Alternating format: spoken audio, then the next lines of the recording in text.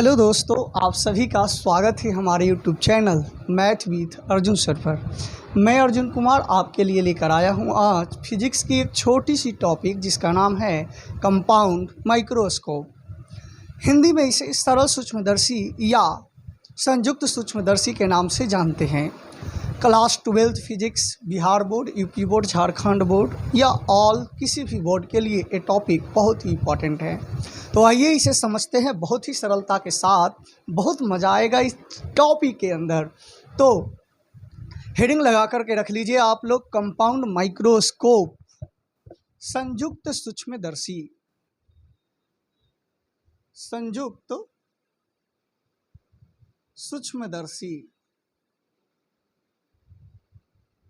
इसे हम लोग यौगिक सूक्ष्मदर्शी के नाम से भी जानते हैं।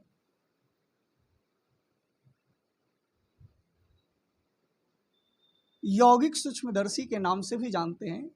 इंग्लिश में इसे कंपाउंड माइक्रोस्कोप कहा जाता है। कंपाउंड माइक्रोस्कोप को आपने लेबोरेटरी में देखा होगा, लैब में देखा होगा। तो कंपाउंड माइक्रोस्कोप का काम है कि छोटे से छोटे वस्तुओं को बहुत बड़ा करके देखना।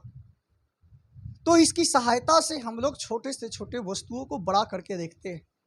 कोई पूछे कंपाउंड माइक्रोस्कोप है क्या, तो बहुत ही सिंपल वे में आपने जवाब देना कि कंपाउंड माइक्रोस्कोप एक प्रकार का प्रकाशीय यंत्र है जिसकी सहायता से हम लोग छोटे से भी छोटा बोलो तो सूक्ष्म वस्तुओं का हम लोग आवर्धित प्रतिबिंब प्राप्त करते हैं।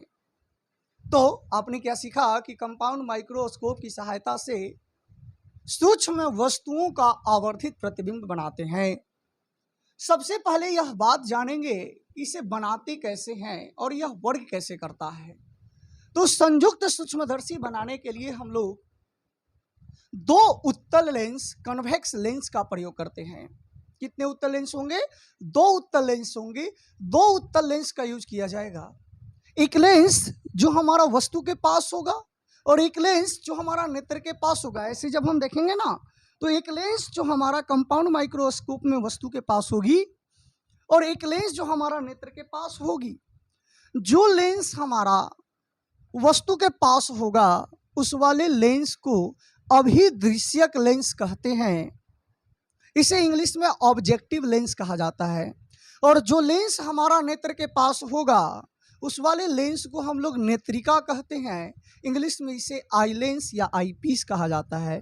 तो आपने क्या देखा कि संयुक्त सूक्ष्मदर्शी को बनाने के लिए हम लोग दो उत्तल लेंस लेते हैं। एक लेंस जो हमारा वस्तु के पास होता है उसे अभिदृश्य कहते हैं और एक लेंस जो हमारा नेत्र के पास होता है उसे हम लोग नेत्रिका कहते हैं। और ये दोनों के दोनों लेंस एक ही प्रिंसिपल एक्सिस पर रखा हुआ होगा। दोनों एक ही प्रिंसिपल एक्सिस पे होंगे। दोनों का प्रधान अक्ष एक ही होगा, अर्थात दोनों की जो नल्ली होगी, ट्यूब, जिस ट्यूब पर वे दोनों लेंस कसे हुए होंगे वह एक ही होगा। तो आइए समझते हैं। मैंने कहा संयुक्त सूक्ष्मदर्शी में दो उत्तल लेंस लेंगे। एक लेंस जो हमारा वस्तु के पास होगा उसे अभिदृश्यक और एक लेंस जो हमारा नेत्र के पास होगा उसे नेत्रिका कहेंगे। अभिदृश्यक की जो एपर्चर है, व्यास है, वह कम होगी नेत्रिका की अपेक्षा। इस बात का सदा ध्यान रखेंगे कि अभिदृश्यक जो हमारा है उस अभिदृश्यक का व्यास कम होगा किसके अपेक्षा? नेत्रिका की अपेक्षा। ऐसा इसलिए करते हैं कि जिस वस्तु को हम देखना चाह रहे हैं, जिस छोटे छोटे चीजों को देखना चाह रहे हैं, उसका व्यू ऑफ एरिया या एरिया ऑफ व्यू जो हमारा होना चाहिए, दृष्टि क्षेत्र जो होना चाहिए, वह कम होना चाहिए, जिसके कारण हम वस्तु को स्पष्ट देख सकते हैं। इसीलिए अभिदृश्य के अपर्चर को कम रखा जाता है, व्यास को कम रखा जाता है और नेत्रिका के अपर्चर को बड़ा रखते हैं। अब कम होगा तब ना हम देख पाएंगे कि हमारा वह कीड़ा मकोड़ा है कहाँ। और यदि दृष्टि क्षेत्र बड़ा कर दे तो हम स्पष्ट रूप से देख नहीं सकते। अच्छा से उसे फोकसित नहीं कर सकते। यही कारण है कि अभिदृश्यक जो हमारा होगा, जो वस्तु के पास होगी, उसको हम क्या रखेंगे जी, एपार्चर अर्थात व्यास को कम रखेंगे। आइए ध्यान देते हैं, इसे एक ही प्रिंसिपल एक्सिस पे क्या किया हुआ होगा, कसा हुआ होगा। इसके प्रकाशीय केंद्र को हम O कह देते, इसके प्रकाशीय केंद्र को O डैश कह देते। एक वस्तु लेंगे ए बी, एक वस्तु लेंगे जिसका सबसे पहले इससे प्रतिबिंब बनेगा हमारा अभिदृश्यक से, अभिदृश्यक लेंस से। तो रूल हमारा क्या है, प्रधान अक्ष के समानांतर जो प्रकाश की किरणें जाएगी वह हमारा किससे होकर गुजरेगा, तो इसके फोकस से होकर गुजरेगा। एफ ओ डैश इसका फोकस लेते हैं और इसके फोकस से होकर के ऐसे गुजर जाएगा। एक दूसरा प्रकाश की किरणें जो प्रकाशीय केंद्र से होकर जाएगी वह बिना विचलित हुए सीधा पार कर जाएगी। इस प्रकार से इस ए बी वस्तु का इमेज जो हमें प्राप्त हुआ है वह यहाँ पर प्राप्त होगा और इसका जो हम नाम देंगे वह नाम देंगे सी डी। क्या नाम देंगे, सी, और इसका नाम हमने दे दिया डी। अब यह वाला इमेज जो इस अभिदृश्यक लेंस द्वारा बना है, यह नेत्रिका के लिए, यह नेत्रिका के लिए वस्तु का काम करेगा। अभिदृश्यक के द्वारा बना हुआ प्रतिबिंब नेत्रिका के लिए वस्तु का काम करेगा। इस प्रकार आप देखो कि अभिदृश्यक के द्वारा बना हुआ प्रतिबिंब जो वस्तु के सापेक्ष उल्टा बना है, वस्तु से बड़ा बना है और वास्तविक बना है, जो इस नेत्रिका के लिए वस्तु का काम करेगा। अब यह वस्तु का काम करेगा तो नेत्रिका के लिए काम करेगा वस्तु का। तो हम यहाँ से अब प्रकाश की किरणों को गुजारेंगे।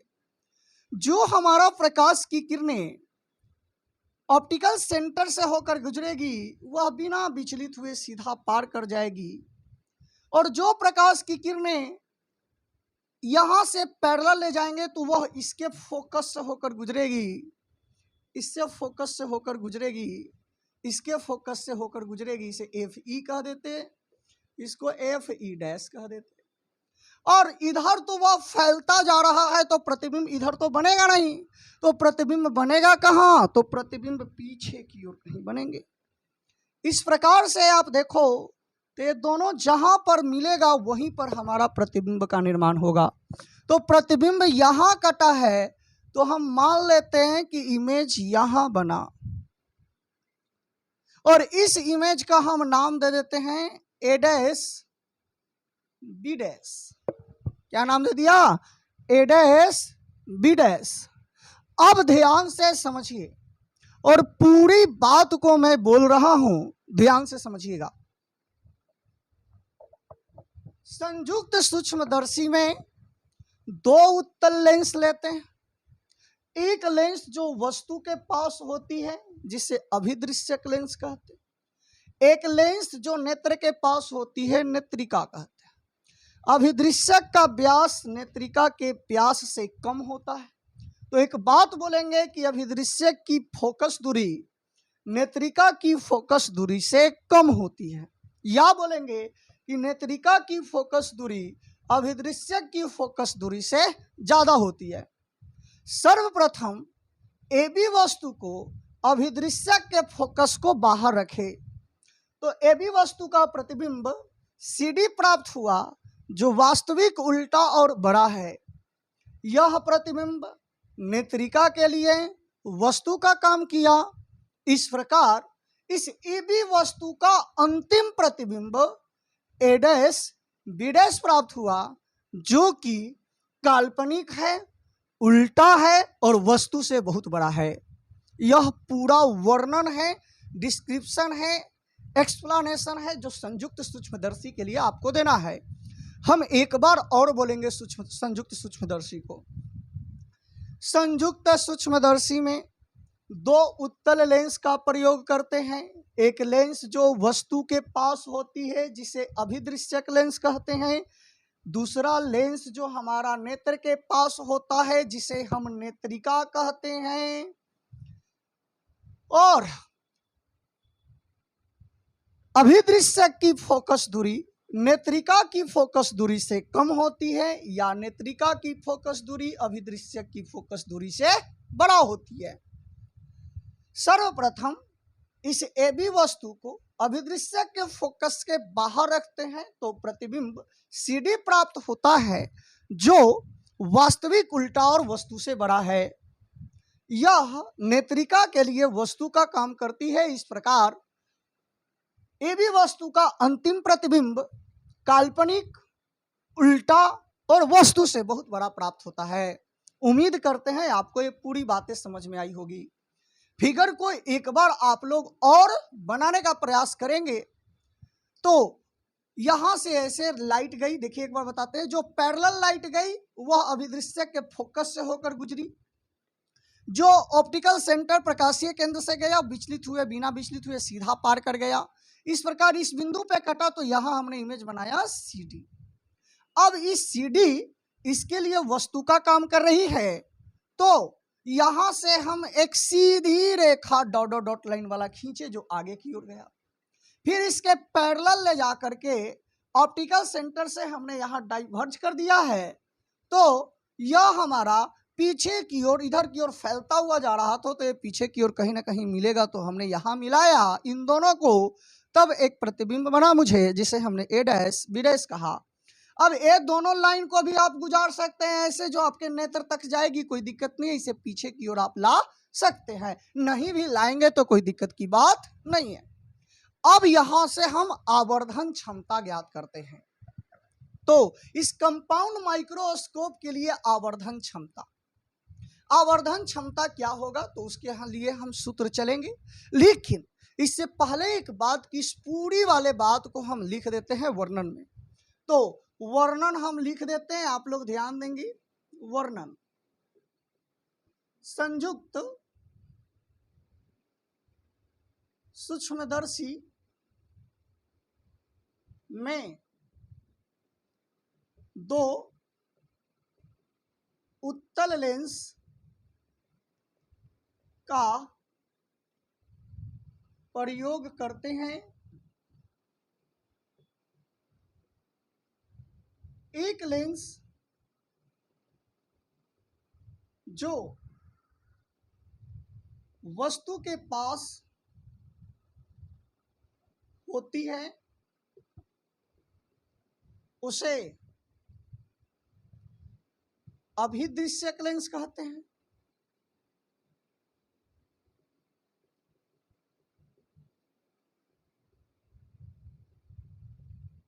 तथा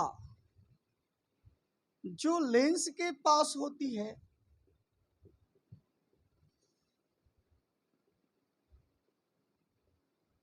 उसे नेत्रिका कहते हैं।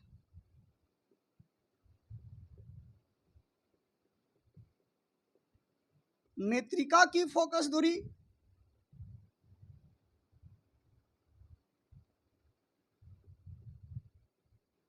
अभिदृश्यक से अधिक होती है। अब पैराग्राफ चेंज कर देंगे और लिखेंगे सर्वप्रथम वस्तु AB को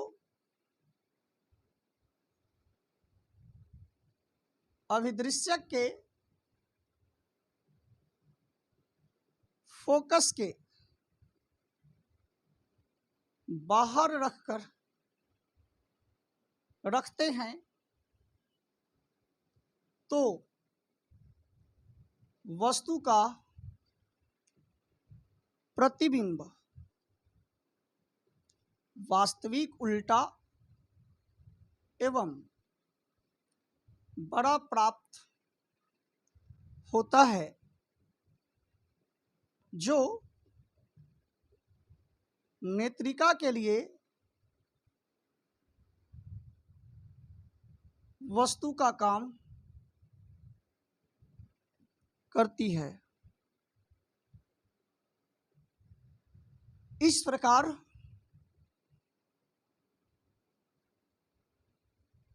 वस्तु का अंतिम प्रतिबिंब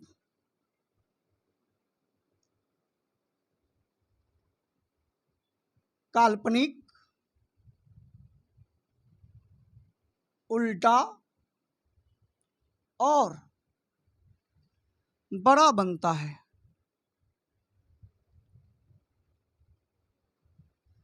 अब आप लोग इसका एक पूरा स्क्रीनशॉट रख लें और इसका एक पूरा स्क्रीनशॉट आप रख लेंगे तो लिखने में काम आ जाएगा। फिर इसके बाद इसका हम व्यंजक चल जाते हैं।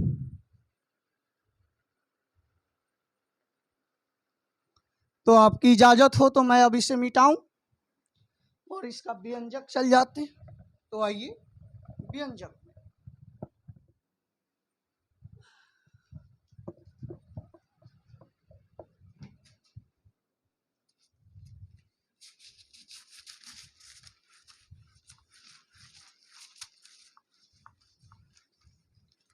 तो इसका हम लोग देखते हैं अब एक्सप्रेशन व्यंजक किसका, आवर्धन का व्यंजक, आवर्धन क्षमता। आवर्धन क्षमता को हम लोग एम से सूचित करते हैं और निकालेंगे क्या होगा, वाट। तो सबसे पहले हम चल रहे हैं अभिदृश्यक लेंस के लिए, ध्यान से समझेंगे। अभिदृश्यक लेंस के लिए, अभिदृश्यक लेंस के लिए चलेंगे तो आप जानते हो कि आवर्धन बराबर होता है क्या, प्रतिबिंब की ऊंचाई बटा वस्तु की ऊंचाई। तो अभिदृश्य के लिए हम लोग चलेंगे तो लिखेंगे m इंटू ओ। एमओ बराबर प्रतिबिंब अभिदृश्य का CD है और वस्तु AB है, तो प्रतिबिंब की ऊंचाई CD अपॉन AB, इसको समीकरण 1 कहिए। अब फिर लिखेंगे नेत्रिका के लिए। तो नेत्रिका के लिए यदि हम चले तो नेत्रिका का वस्तु CD है और प्रतिबिंब A डैश B डैश है। इस प्रकार से हम एमी निकालेंगे इनका, तो प्रतिबिंब की ऊंचाई बटा वस्तु की ऊंचाई, प्रतिबिंब A डैश B डैश है तो A डैश B डैश बटा CD, इसको समीकरण 2 कहेंगे। अब हम समीकरण 1 को समीकरण 2 से गुणा कर देते हैं। जब समीकरण 1 को समीकरण 2 से मल्टीप्लाई करेंगे तो हमारे पास क्या आ जाएगा, MO इंटू ME बराबर CD upon AB Guna A dash B dash बटा CD, और CD से CD कैंसिल हो गया तो MO इंटू ME आया बराबर A डैश B डैश बटा AB, A dash B dash बटा AB। अब देखो तो जरा मेरे भाई, A डैश B डैश अंतिम प्रतिबिंब है इस पूरे माइक्रोस्कोप का और AB वस्तु की ऊंचाई है, तो अंतिम प्रतिबिंब की ऊंचाई बटा वस्तु की ऊंचाई, इसको हम बोलेंगे आवर्धन क्षमता माइक्रोस्कोप का, जिसको कैपिटल M से डिनोट करेंगे। तो कैपिटल M अर्थात आवर्धन क्षमता बराबर MO इंटू ME, आवर्धन क्षमता बराबर MO इंटू ME। MO का मतलब अभिदृश्यक का आवर्धन क्षमता और ME का मतलब नेत्रिका की आवर्धन क्षमता और M का मतलब कंपाउंड माइक्रोस्कोप की आवर्धन क्षमता। तो आवर्धन क्षमता जो होती है MO गुना ME अभिदृश्यक की क्षमता और नेत्रिका के क्षमता के गुणनफल के बराबर होती है। अब थोड़ा सा और बात रुकिए, M बराबर MO इंटू ME, MO को हम बड़े प्यार के साथ ये हमारा वस्तु दूरी है जिसे हम UO कहेंगे, यहां से यहां तक प्रतिबिंब है जिसको हम VO कहेंगे। तो प्रतिबिंब दूरी बटा वस्तु दूरी लिख सकते हैं MO के स्थान पर VO बटा UO, और यहाँ एक निगेटिव साइन का यूज करेंगे। क्यों? क्योंकि प्रतिबिंब जो बना है हमारा उल्टा बना है वस्तु की सापेक्ष। अच्छा, ME की बात कर ले तो ME नेत्रिका के लिए है, और हमने पढ़ रखा है कि जब एक लेंस में वस्तु और प्रतिबिंब एक ही तरफ हो और वस्तु से बड़ा हो। तो सिंपल माइक्रोस्कोप में आपने पढ़ा है कि सिंपल माइक्रोस्कोप का सरल सूक्ष्मदर्शी का आवर्धन क्षमता 1+d/f होता है जब इमेज स्पष्ट दर्शन की न्यूनतम दूरी पर बनती है। तो एमई के जगह पर हम लिखेंगे, देखो ना ऐसा ही था ना सिंपल माइक्रोस्कोप में, वस्तु थी, इमेज बना था, तो आवर्धन निकाले थे तो 1+d/f आया था। तो एमई के जगह पर 1+d/ हम f लिखेंगे। चूंकि यह नेत्रिका के लिए है इसलिए एफ ही लिखेंगे। यही हमारा कुल आवर्धन क्षमता है। किसी को दिक्कत है तो बोल दो, यहां तक किसी को दिक्कत तो बोल दीजिए। अब एक पॉइंट और आएगा, नली की लंबाई। तो नली की लंबाई कितना होगा, इसमें बहुत इंपॉर्टेंट पॉइंट भी है कि सर नली की लंबाई कितना होगा। नली की लंबाई का मतलब होता है दोनों लेंसों के बीच की दूरी। तो दोनों लेंसों के बीच की दूरी तुम देखो, यह लेंस और यह लेंस के बीच की दूरी, तो यहां से यहां तक VO है और यहां से यहां तक UE है। UE का मतलब वस्तु दूरी, कहां से, नेत्र से। तो नली की लंबाई बराबर, किसका नली की लंबाई मेरे दोस्त, तो संयुक्त सूक्ष्मदर्शी का। तो नली की लंबाई हमारा हो गया V से लेके O तक VO अब प्लस U से लेके यहां तक UE, VO प्लस UE। किसी को दिक्कत है तो बोल दीजिए। नहीं सर आप कोई दिक्कत नहीं। ये 5 अंक के लिए बहुत ही इंपॉर्टेंट प्रश्न था जिसको मैंने बहुत ही सरलता के साथ सिद्ध किया है। आप बुक में देखेंगे तो थोड़ा टफ होगा, क्यों, क्योंकि वहां पर जो उन लोग सिद्ध किए हुए होते हैं बुक में, तो वे एंगल से सिद्ध करते हैं। तो एंगल से सिद्ध करना थोड़ा मुश्किल हो जाता है, इस कारण से हमने इसे ज्यामितीय रूल से सिद्ध किया है। और चूंकि यह हम लोग पढ़ भी रहे हैं ज्यामिति में, और ज्यामिति में एंगल भी होता है, कोई दिक्कत नहीं है उसमें। तो यहाँ तक किसी को कोई प्रॉब्लम नहीं होना चाहिए। इस वीडियो को यही, वीडियो अच्छा लगा हो तो लाइक कर दे, शेयर कर दे, और चैनल पे हमारा नए हैं तो जरूर से जरूर सब्सक्राइब करें। आपका एक सपोर्ट हमें बहुत बड़ी ताकत प्रदान करेगा। जय हिंद, जय भारत।